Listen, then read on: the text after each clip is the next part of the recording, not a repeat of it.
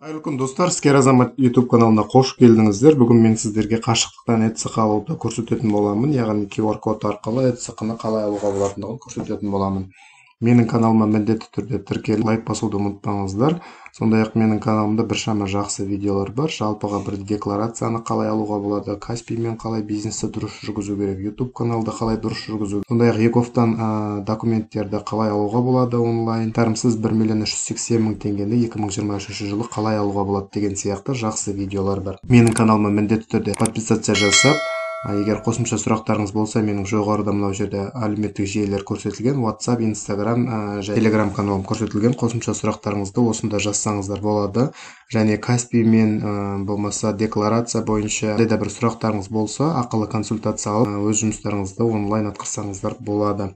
Ал енді бүгін мен сіздерге ETSIQ-ны қалай алуға болатындығын көрсетемін. Ол үшін ең алдымен батырмасына EKOF деп жазамыз. Міне бірінші сілтеменің үстінен басамыз. Осы жерде менің каналым қазақша контенттерге арналғандықтан, мынау жерде қазақ тіліне аударып аламыз осы EKOF-ты. EKOF-ты білесіздер, біршама құжаттарды біз осы EKOF-тан аламыз. Онлайн қалай алуға болатындығын білу үшін менің каналыма міндетті түрде тіркеліп алыңыздар. Мен сіздерге қалай жасауға болатындығын көрсететін боламын. ETSIQ кілтін қашықтықтан алу деген батырманы басамыз. Осы жерде сервистер деген жерден төменгі жаққа түсетін болсаңыз, ETSIQ-ны қашықтықтан алу деген батырманы басуымыз қажет. Осы жерде ETSIQ-ны қашықтықтан алу үшін қалай жасауға болатындығы туралы көрсетілген. Осы қызметтің екеуінің біреуін таңдаймыз. Біздің жағдайымызда қашықтықтан алу. Сізде осындай бет ашылады.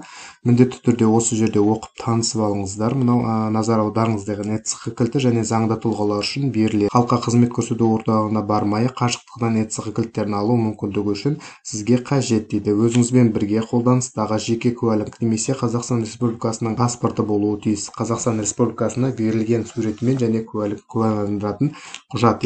Сондай-ақ кіріс SMS хабарламаны алу үшін міндетті түрде ұялы телефон болу керек, сондай-ақ дербес компьютер болу қажет. Және де бағдарламасы орнатылған болу қажет. Осы жерде осы бағдарламалармен пайдаланушы танысып шықсаңыз болады. Осы жерде заңды және жеке тұлғалармен қалай этаптарды жасауға болатындығы көрсетілген. Осы жүктеу деген батырманы басу арқылы мынау жерде барлығы суретте көрсетілген.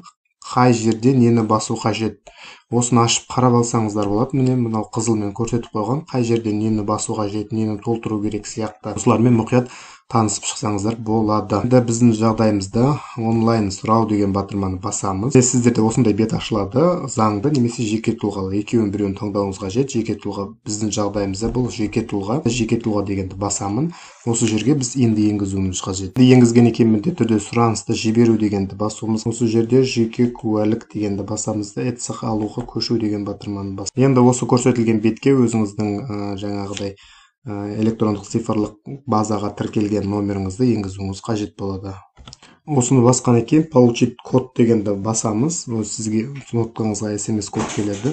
Сол SMS кодты осында енгізуіңіз қажет болады. SMS кодты енгіземіз. Сіздерде осындай камера ашылады. Осы жерде біз мынау жоғары жақта камераның үстінен басып, всегда блокировать доступ камера дегенді басып, готово дегенді басатын болса, және осы жерде начать деген батырманы басуымыз қажет. Сіздерге осындай код не шығарады, сілтеме шығарады. Осы сілтемені өз соткаларыңызға түсіріп алуларыңыз қажет болады.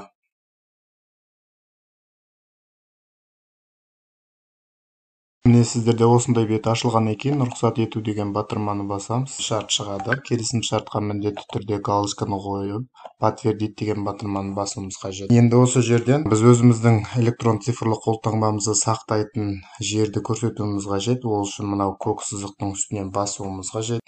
Персональный компьютер дегеннің үстінен басамыз. Сосын мынау жерде мынау документтің үстінен басып, қай жерге сақтаймыз. Мысалы үшін мен қазір загрузки деген бөлімге жаңадан папка ашамын. Оң жағын басып, создать папка дегенді басамдағыны, папку дегенді таңдаймын. Осы жерден папканың атын қоямын. Мысалы үшін ETSIQ 9598 деген сияқты. Клиенттің номері бұл. Выбрать папку дегенді басам. Міне мен папкам сақталды. Енді осы жерден подтвердить деген батырманы басуым қажет. Міне сізде осындай бет ашылады. Осы жерден загрузить сертификаты дегенді басамыз. біздің сақталатын файлымыз көрсетіледі және осы жерге пароль енгізуіміз қажет болады. Парольді өзіңізге ыңғайлы қылып, міндетті түрде ағылшын тілінде үлкен әріп болу керек және кіші әріп болу керек. Енгізесіздер және парольді қайталайсыздар.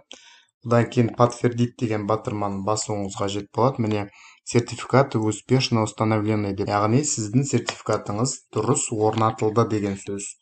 Енді біз осы сертификаттың орнатылған жерін қазір көрейік. Міне ETSC 9598, міне біздің ETSC-ымыз орнатылып тұр екен.